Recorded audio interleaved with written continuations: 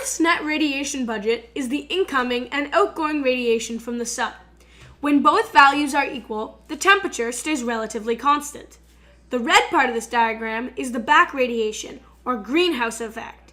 Gases such as CO2 and methane reflect the heat radiated off the Earth's surface back down instead of letting it go out into space. This insulates the planet and makes it hospitable. Too little back radiation and the Earth's temperature plummets. Too much and we experience global warming.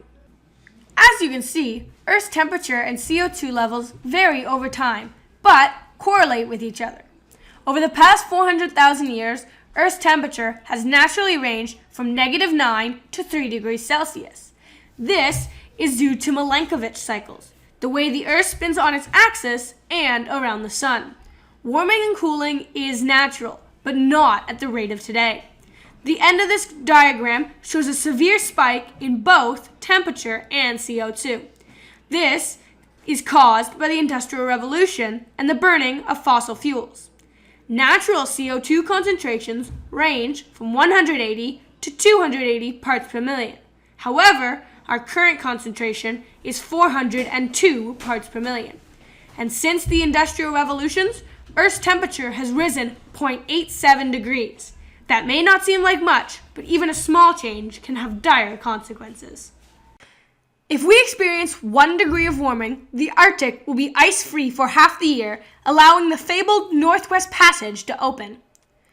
Prairies and the U.S. Midwest will get extreme drought and new deserts will form. After 2 degrees, glaciers start to disappear, as shown here, and sea levels can rise up to 4 meters. Coral bleaching may also occur.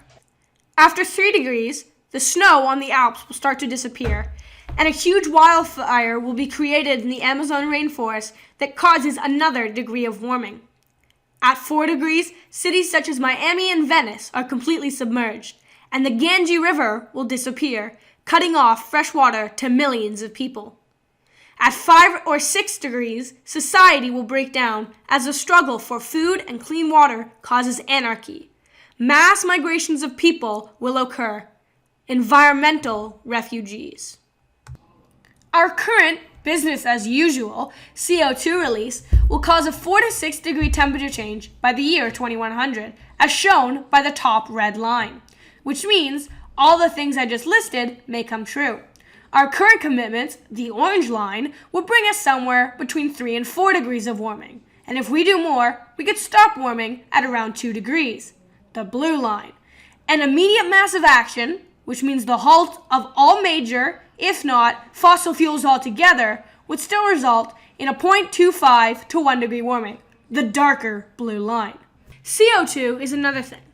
Business as usual burning would put us somewhere around 900 to 1300 parts per million by the year 2100.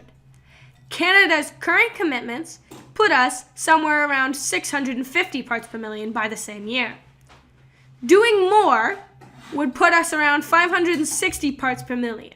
An immediate massive action would put us around 450 parts per million.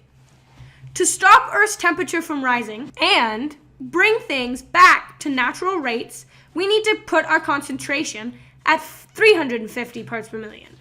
This would mean halting all burning of fossil fuels and putting carbon dioxide back into the Earth.